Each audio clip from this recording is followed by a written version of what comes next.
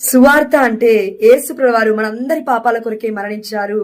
ఇదిగో పునరుత్థానుడయ్యాడు మూడో రోజున, దాని తర్వాత పరలోక రాజ్యానికి వెళ్ళిపోయాడు అనే గొప్ప పరమార్థాన్ని, రహస్యాన్ని మనం అందరం విశ్వసిస్తున్నాము క్రైస్తవులుగా కదండి. అదేవిధంగా యేసు ప్రభువు వారిని అనుసరించిన బిడ్డలందరూ, దేవుడి యొక్క చిత్తానుసారంగా జీవించిన బిడ్డలందరూ, వారి గురించి మాట్లాడడానికి మనం ఎంత గౌరవపూర్వకంగా మాట్లాడుతుంటాము. అంటే గౌరవిస్తూ ఉన్నాము ప్రవక్తలకి సైతము. ధర్మశాస్త్రాన్ని గ్రంథాన్ని రాసిన లిఖించిన మోషేకి సైతము మనము ఇదిగో 6 లక్షలకు పైగా ఉన్న జనాంగాన్ని నడిపించాడు అని గౌరవాన్ని ఇస్తున్నాము.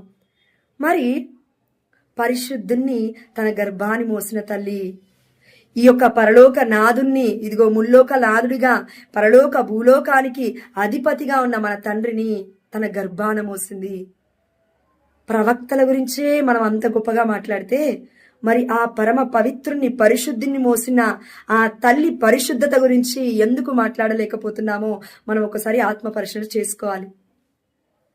గౌరవం ఇవ్వాలి, అధికమైన గౌరవాన్ని ఇవ్వాలి. ఎందుకంటే వాక్యము మీరు అడుగుతున్నారు కదండి, మరి కథోలికేతరులు డైరెక్ట్గా వాక్యం ఎక్కడుంది? ఉందండి డైరెక్ట్ వాక్యము.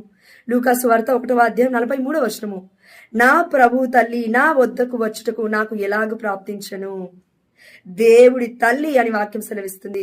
అదేవిధంగా కొరింథీయులకు రాసిన మొదటి లేఖన అనుకుంటానండి 12:3 యేసుక్రీస్తుల వారే ప్రభువు అని ఒప్పుకునే వారే పరిశుద్ధాత్మ ప్రేరణ ద్వారా మాట్లాడుతున్నారు అని అర్థము.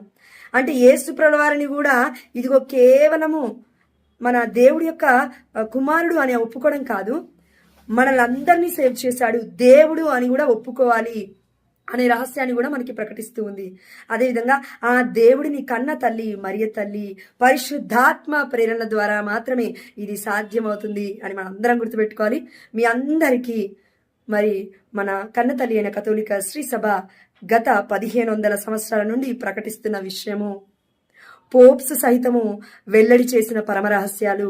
ఇదిగో మరియ తల్లి నిష్కలంక మాత, అమలోద్భవి మాత, ఏ పాపము లేకుండా ఉద్భవించిన తల్లి మన మరియ తల్లి.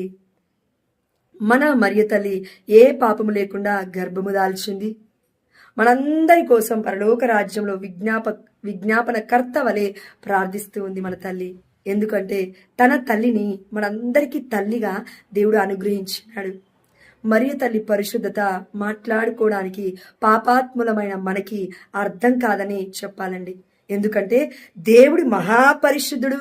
తన తల్లిని ఈ భూమి పుట్టక ముందే దేవుడు ఏర్పరచుకున్నాడు. కాబట్టి తల్లి కూడా మహాపరిశుద్ధురాలే అన్న విషయం మనకి గుర్తుండాలి.